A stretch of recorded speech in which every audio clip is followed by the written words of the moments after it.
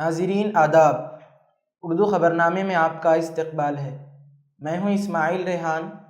ڈالتے ہیں سرخیوں پر ایک نظر۔ راہل گاندھی نے کی امریکہ میں ملک کی توہین، بی جے پی قائدین نے غداری کا لگایا الزام۔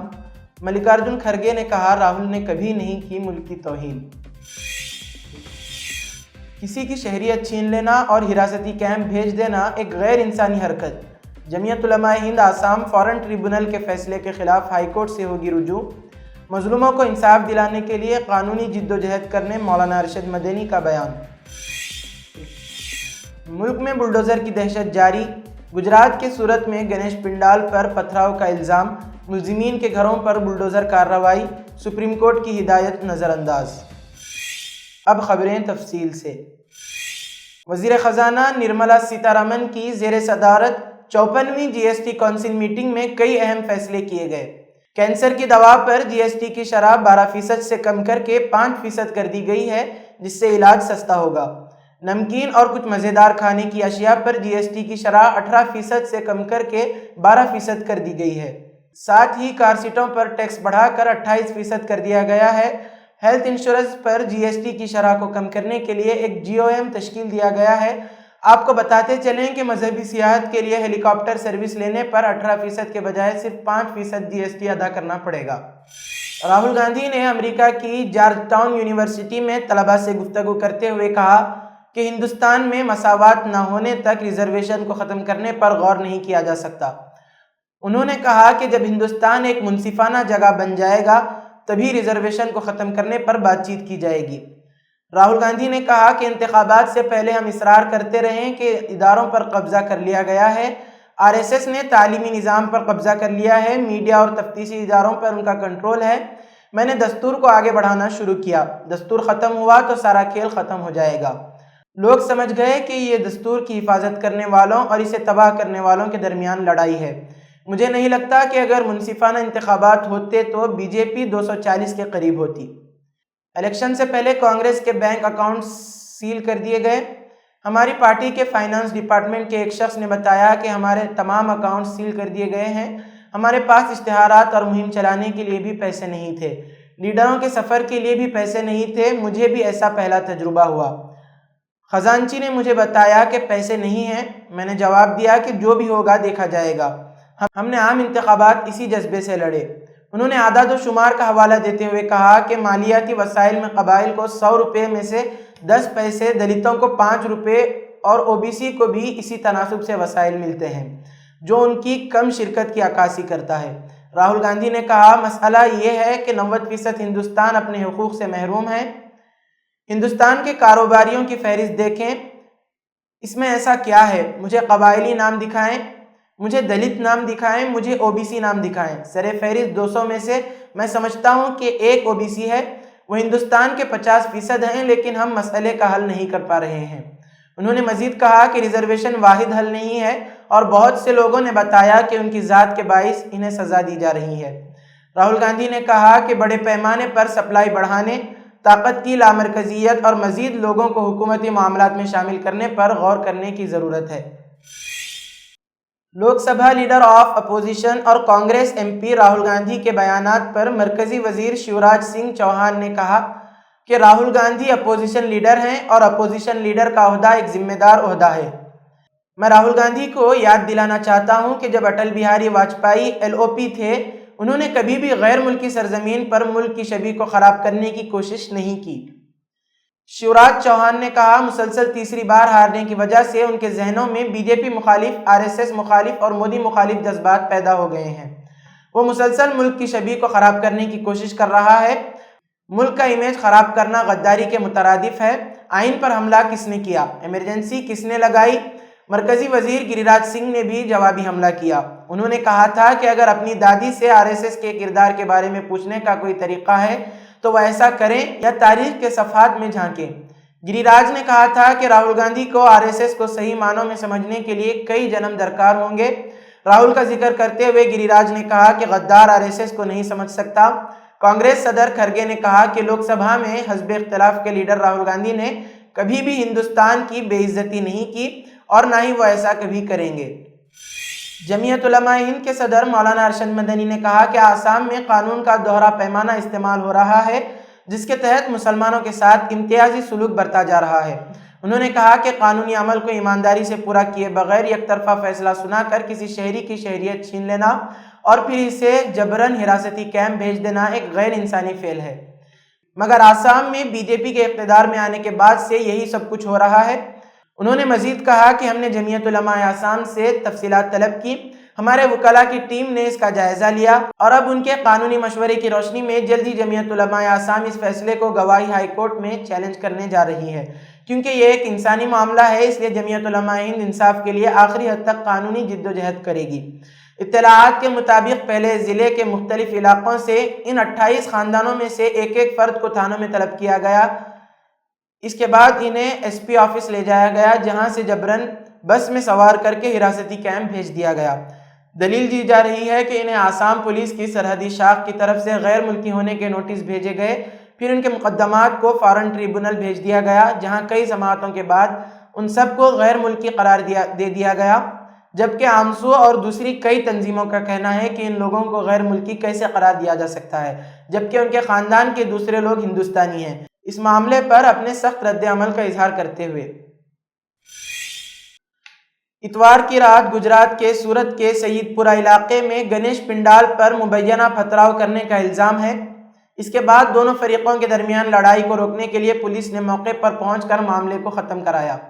اس معاملے میں 30 سے زیادہ لوگوں کو گرفتار بھی کیا گیا ہے۔ سورت کے ڈی سی پی بھاگتیرتھ گڑھوی نے کہا کہ اتوار کو یہاں پتھراؤ ہوا اور رات سے ہی پولیس تعینات ہے۔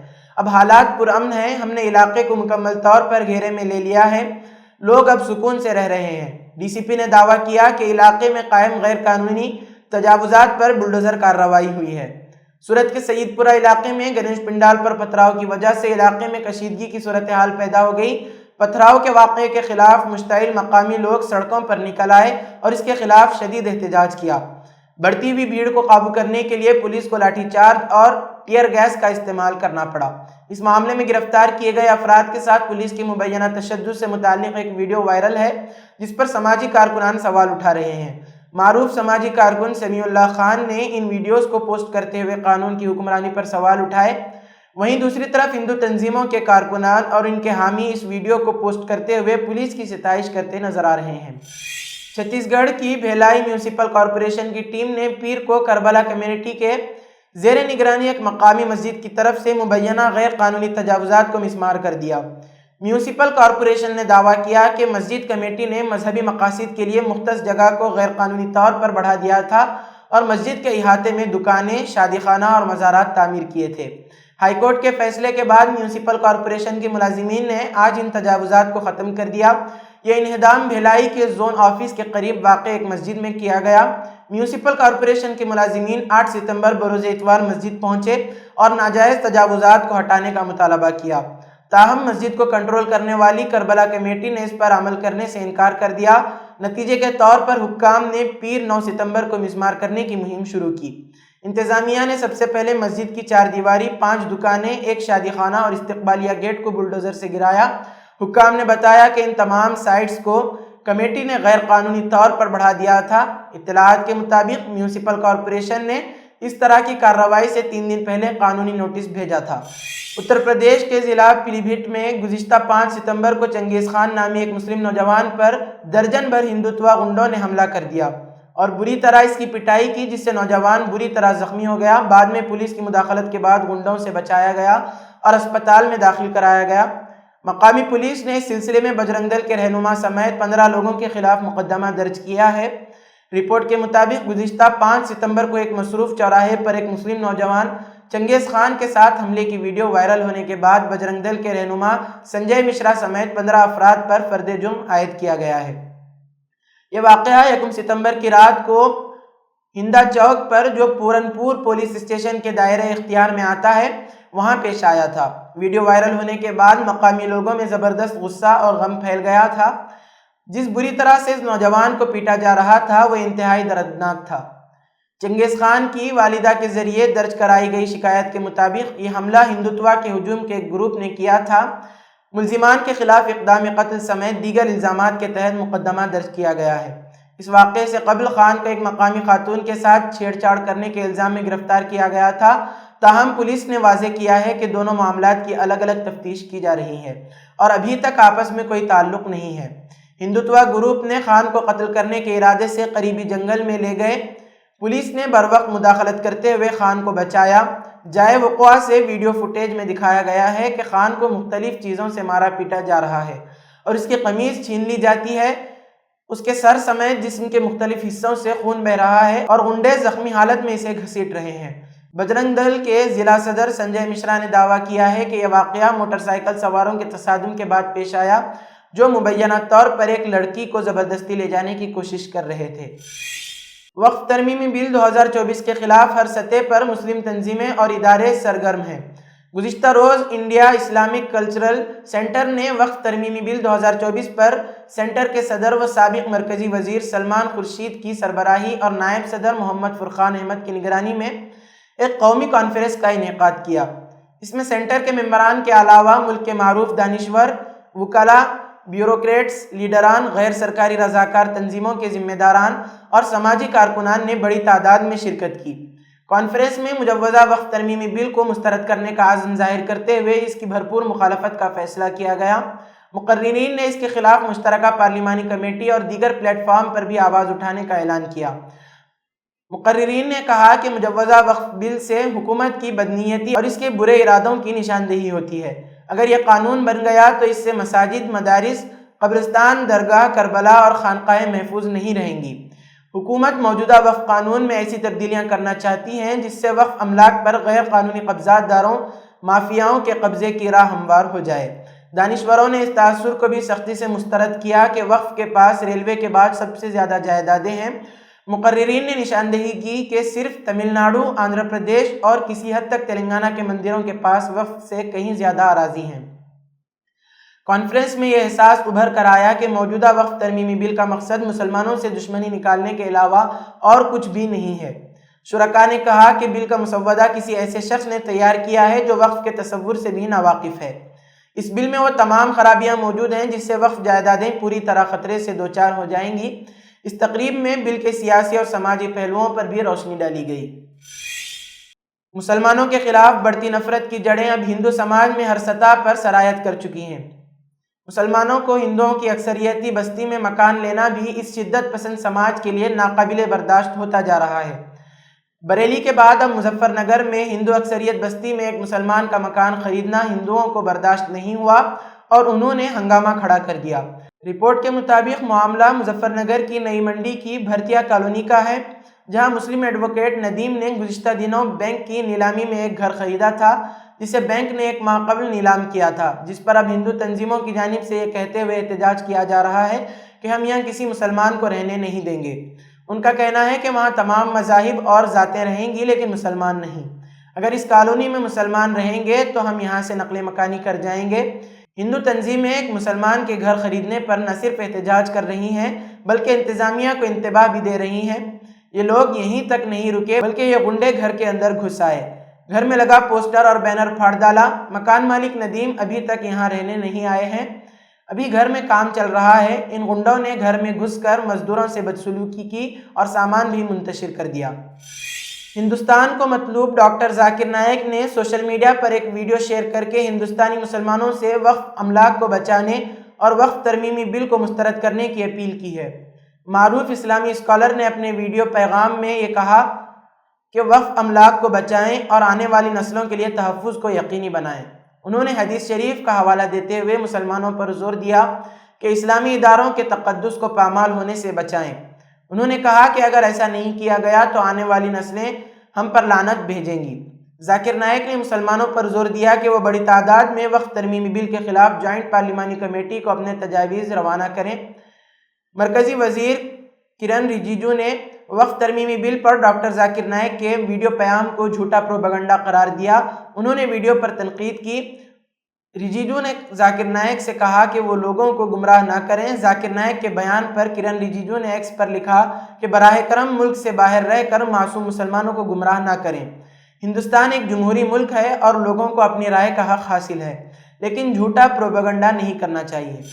ایشیا میں رواں سال کے سب سے طاقتور سمندری طوفان یاگی کی شمالی ویتنام میں تباہ کاریاں جاری ہیں، جس کے نتیجے میں درجنوں افراد ہلاک، متعدد زخمی و لاپتہ ہو گئے، جبکہ انفراسٹرکچر کو بھی بڑے پیمانے پر نقصان پہنچا ہے۔